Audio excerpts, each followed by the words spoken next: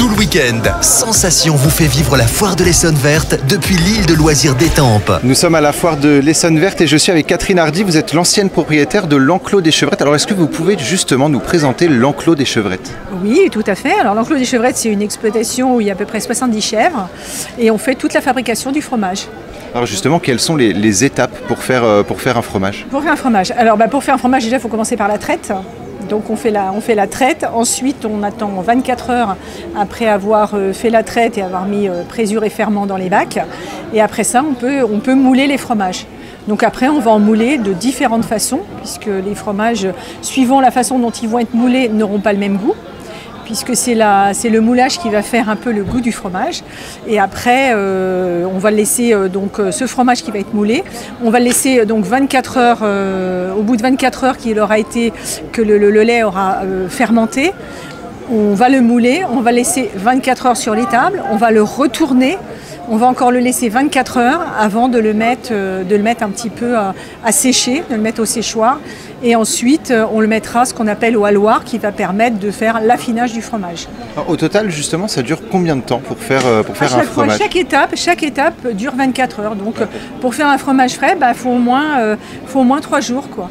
Et on a plusieurs styles de fromage, on a la bûche, on a la pyramide. Est-ce qu'ils ont nécessairement les mêmes goûts? Est-ce que la préparation est la même? Non, alors la préparation, on va prendre la même base. Le fait de le mouler de façon différente, qu'il ne soit pas plus haut ou plus long, va modifier le goût du fromage. Et après, on aura l'affinage qui va faire que le fromage va évoluer différemment. Qu'est-ce que vous proposez là sur votre stand justement comme fromage? Est-ce qu'il y a des fromages spécifiques? Spécifiques, on a présenté un petit peu ce qu'on avait. On a des petits bouchons aromatisés. C'est des petits bouchons qu'on moule en plaquettes et qu'on aromatise et ensuite qu'on met en boîte. Après, on a des fromages aromatisés, pareil, qu'on aromatise avec différents parfums.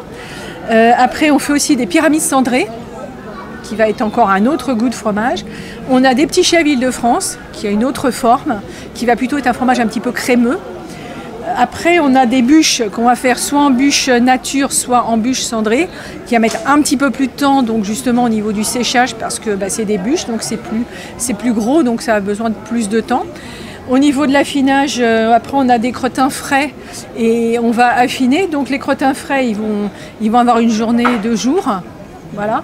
Ensuite, les crottins demi-secs, pour faire un crottin demi-sec, il va falloir attendre quand même qu'ils aient à peu près 10-12 jours pour qu'ils commencent à être un petit peu demi-secs. Les secs, ils vont avoir 3 semaines, 1 mois, donc on va les mettre au haloir. Donc le haloir, c'est un peu un système de cave. Le haloir, il va être la température d'un haloir, c'est entre 12 et 14 degrés. Parce que sinon, on ne peut pas affiner un fromage. À 4 degrés, on n'affine pas un fromage. On va le sécher, mais en aucun cas, on va l'affiner. Donc on va le mettre à affiner. Pour les bûches, ça va être un petit peu plus long parce que le fromage est un petit peu plus gros. Donc si on veut l'affiner, il va mettre 3 semaines pour avoir une bûche un petit peu demi-sèche.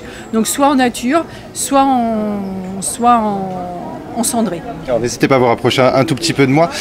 Aujourd'hui, en tant que bon Français, on aime notre fromage après un bon plat, mais aussi au moment de l'apéro. Donc vos fromages peuvent être mangés à la fois à l'apéro avec une planche de charcuterie, mais aussi en tant que fromage. Tout à fait. Donc on a justement des bouchons aromatisés qui sont faits pour déguster à l'apéro. Et ça, on en vend beaucoup parce qu'à l'apéro, c'est quand même... J'ai rien contre les cacahuètes, mais c'est quand même un petit peu meilleur. C'est une tradition. C'est une tradition, mais le fromage comme ça passe bien. En apéro, ça passe super bien. On parle beaucoup aujourd'hui du bien-être justement des animaux au sein de l'Enclos des Chevrettes. Oui. Comment sont, on va pas dire traités, mais élevés justement les animaux? Alors, on est quand même affilié justement à un organisme qui est donc dans le bien-être animal. Donc les chèvres, elles sont en parc l'hiver, puisque l'hiver il fait froid. L'été, elles vont dehors. Elles vont pâturer dehors. Elles seront toujours nourries à l'intérieur, mais elles vont pâturer dehors. Elles aiment bien, mais la chèvre, au-dessus de 14 degrés, je ne peux pas dire qu'elle apprécie beaucoup d'être dehors. Température comme ça, elle préfère rester à l'intérieur. Et c'est essentiel de toute façon le bien-être animal, notamment pour avoir un bon produit. De toute façon, c'est la base. Si on n'a pas des animaux qui sont bien, on n'aura pas du bon fromage et on n'aura aucun plaisir. Merci beaucoup Catherine d'avoir répondu à nos questions. Donc je rappelle que vous êtes l'ancienne propriétaire de l'enclos des Chevrettes. Voilà, aujourd'hui c'est Tiffaine Gatineau qui a repris, qui avait été stagiaire chez moi il y a quelques années et qui est venu travailler 2 ans avec moi avant de reprendre l'enclos des Chevrettes. Et on va aller lui rendre visite. Merci beaucoup d'avoir répondu à nos questions et on continue à vous faire vivre la foire de l'Essonne Verte toute la journée.